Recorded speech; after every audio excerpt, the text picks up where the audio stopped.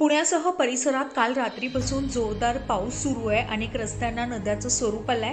अनेकांच्या घरामध्ये पाणी शिरलंय, तर पुणे परिसरातील अनेक मंदिरं जी आहेत ती देखील पाण्याखाली गेल्याचं चित्र आहे। पुण्यातील ओंकारेश्वर मंदिरामध्ये पाणी शिरलंय। काल रात्रीपासून सुरू असलेल्या मुसळधार पावसामुळे या मंदिरामध्ये पाणी शिरलंय। मंदिराच्या शेजारीच असलेल्या मुठा नदीत खडकवासला धरणाच्या पाण्याचा विसर्ग होतो। सकाळी आज हे मंदिर पाण्याखाली गेलेलं पाहायला मिळालं।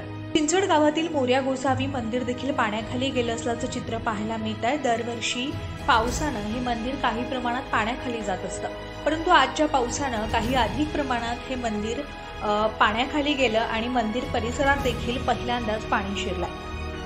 तसेच थेरगाव येथील केजूबाई बंधारा या ठिकाणचे संपूर्ण केजूबाई मंदिर देखील पाण्याखाली गेलंय।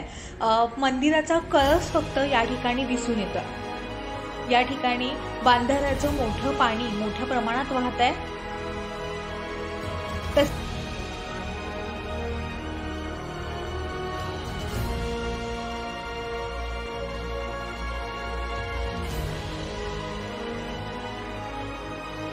तसेच आळंदीमधील इंद्रायणी नदीला देखील पूर आला असून भक्त पुंडलिक मंदिर हे देखील पाण्याखाली गेलं। काल दुपारी इंद्रायणीने काठ सोडल्यानं इंद्रायणी नदीवरील दोन्ही काठच्या सर्व समाध्या, मंदिरे, छोटे मोठे बंधारे पाण्याखाली गेली असून इंद्रायणीला महापूर आल्याचं चित्र पाहायला मिळत आहे।